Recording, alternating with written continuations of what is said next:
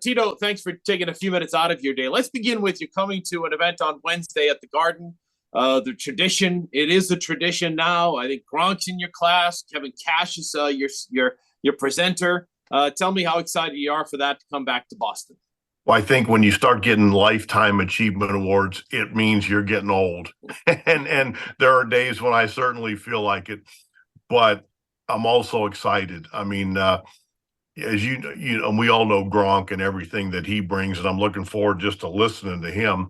But then for me personally, to have Kevin Cash there, that means a lot to me. And I'll never tell him that to his face, but it means a lot to me.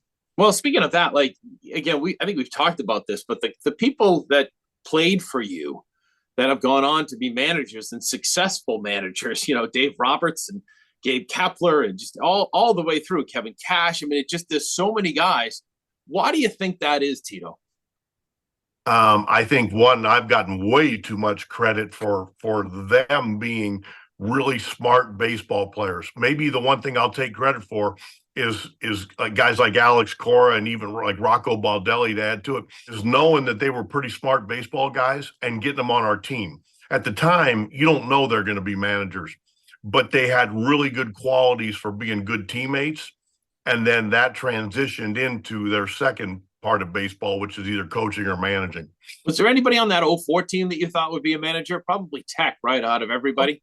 That's funny you say that. If you just look at qualities, Veritek's the one that jumps out. But the thing you got to remember is, guys make so much money now, they don't really need to manage. So it's not only the fact of maybe do you have the qualities, but you also have to want to be, because you got to be in 100%. You can't be half in, half out. But Tech's the first name that jumps out for sure. Well, let's talk about that. Have you watched The Comeback on Netflix? Everybody asks me and says, hey, I saw you with Damon in your hair, your dark hair. That's the people say that to me mostly. But it was I watched it, Tito, and to be honest with you, it was pretty emotional for me. I forgot a lot of that stuff and just all the stuff that you guys went through, especially in that 04 season. I watched some of it, Roche. I didn't watch all of it. I was on a plane flight and lost my Wi-Fi, which, as you know, sorry, Roche, somebody's calling me. Can you still see me okay? Yes, unfortunately, yes. Sorry. But you make a really good point.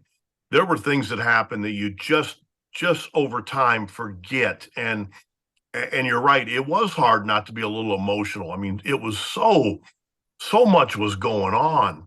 And the thing that really amazed me, and you probably agree with this, is how I haven't aged a bit. Which, but it's funny about the whole thing. You're watching it, and I don't know if it's because you're exhausted or you're just, I was with you guys for the final 2 months of the season every day, pretty much home and away. And it's just like you don't realize that you're down 3-0, but you're not thinking that way, right? You're just thinking we got one more game left at least. Let's win and see what happens, right? And that's pretty much it.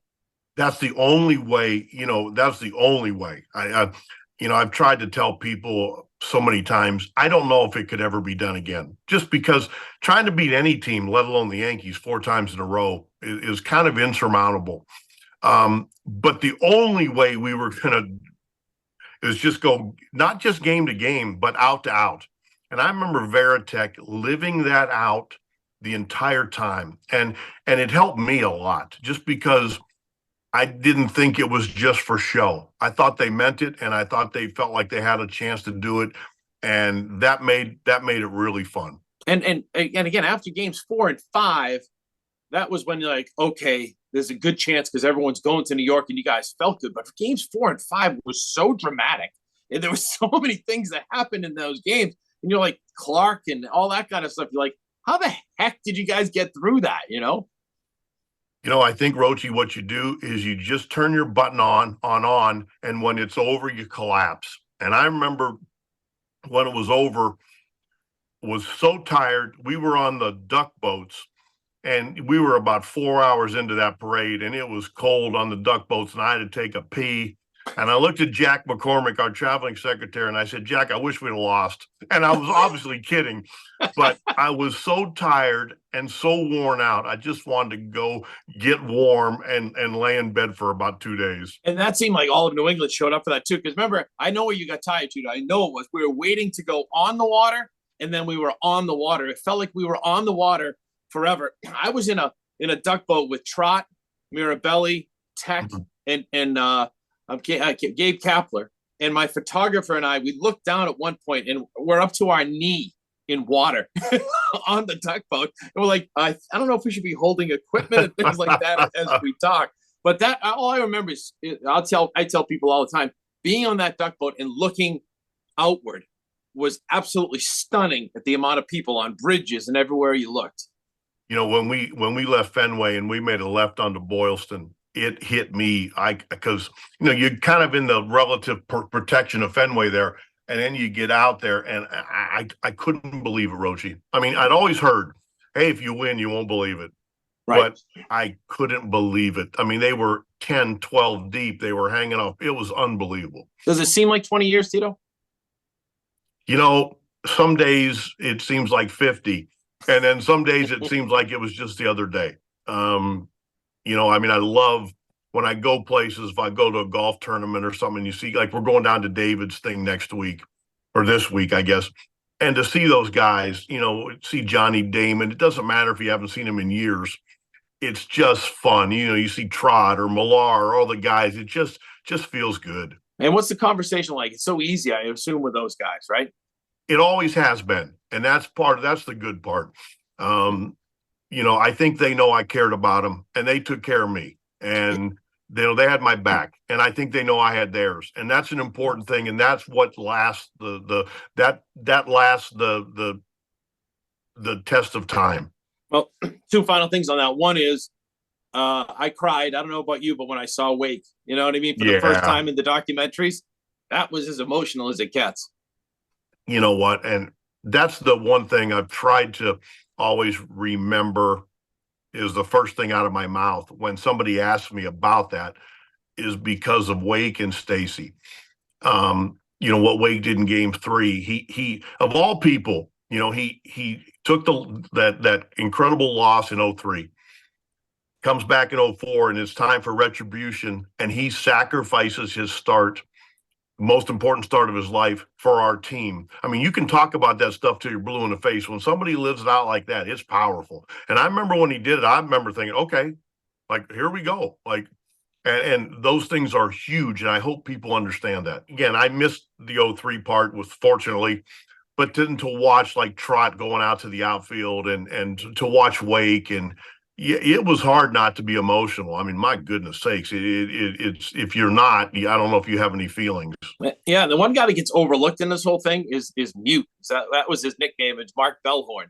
I thought, and you took a ton of heat after the 19-8 game that get Damon and Bellhorn off the top of the order. And man, did they come through for you when you needed it the most at Yankee Stadium. Roach, the one thing I didn't know if we could win, but the one thing I did know is if we made changes, we were going to lose. It wasn't going to work. And the other guy that I don't think gets talked about enough is Derek Lowe. I mean, we told him at the beginning of the playoffs he wasn't going to be starting, and he was, mad, obviously. And we got it. But, you always say stay ready. Well, the two guys that stayed ready were D'Lo and Dave Roberts, and look at the roles they played. Yeah, and I think he was the winning pitcher in all three series, right? I think that I don't know if that's ever happened.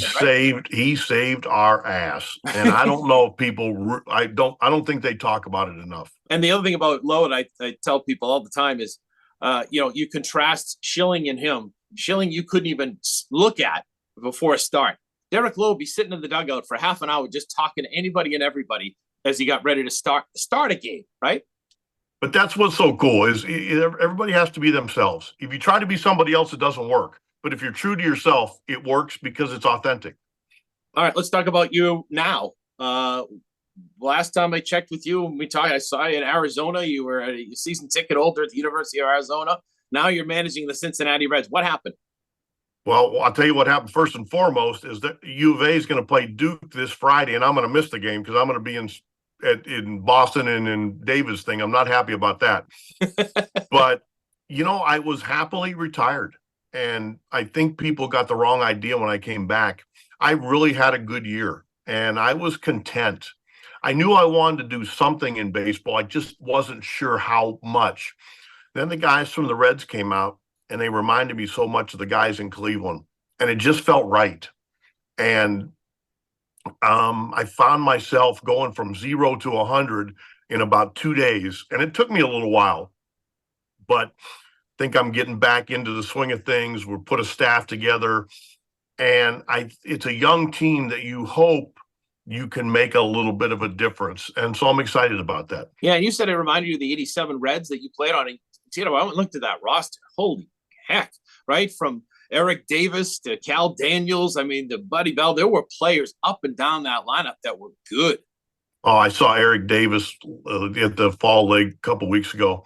And I told him, I said, the only bad player on that team was me. I said, if I wouldn't have been on that team, we'd have gone to the playoffs. And I meant that. Of course it was you. How's your health, too? That's the other part. I think people want to know. Good, Roche. I had a year to kind of take care of myself. When you're the manager, you put everything ahead of you. And you're supposed to. You have to. But for a full year, I got to take care of myself. And I feel good. Has much changed from the game, Tito, the first time you stepped into the dugout as the Phillies manager to where you're going to step in as the Reds manager? You know what it is? It's not the game. It's the things around the game. Like when I first started with the Phillies, we had a general manager and an assistant general manager.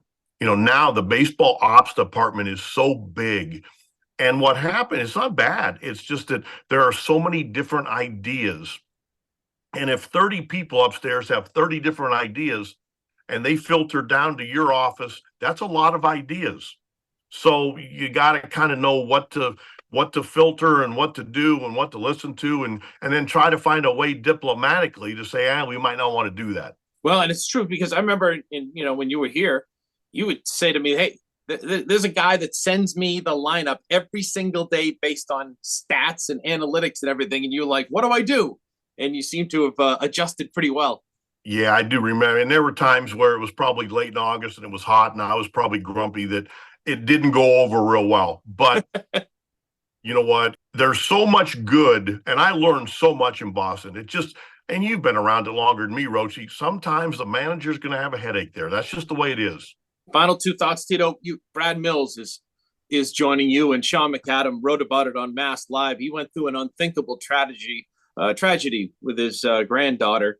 How's he doing, and what's it mean to you to have him on the bench with you with the Cincinnati Reds? Roche, he's like my big brother, and I've been so fortunate. I've only really had two bench coaches the last probably 25 years. It's Millsy and DeMarlo Hale, and they're both.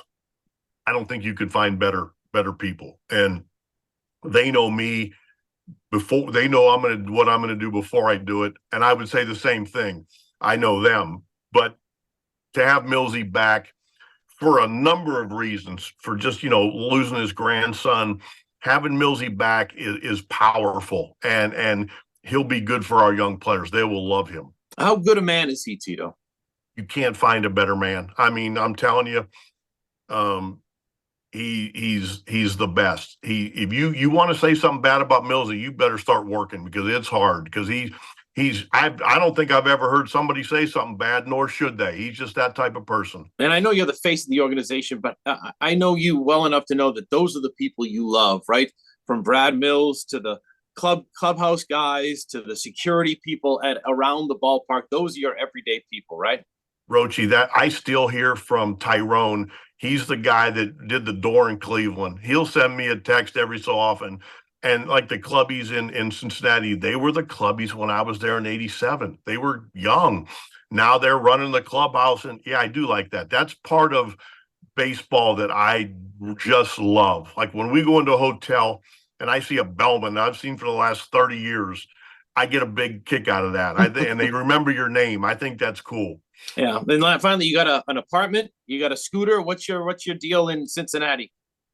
Well, I upgraded to a condo in northern Kentucky, and I'm working on a scooter. Probably be the Hog too. I'm still trying to see if I'm a little too far away from the ballpark to do that or not, but I'm going to spend a couple weeks there in like over Thanksgiving, and I'm going to try to get all those things situated. And when Tampa comes to town, that scooter will be sitting on second base, right? Via Kevin Cash. Roche, I'd like to think I've smartened up a little bit. I will definitely be hiding it when the Rays come through. Tito, looking forward to having you in Boston for the tradition. People want to go. Still tickets available. Thanks for taking a few minutes out of your day, and best of luck. We all love you here in this city, Tito, so appreciate you. Thanks, Roche. Good to talk to you, man.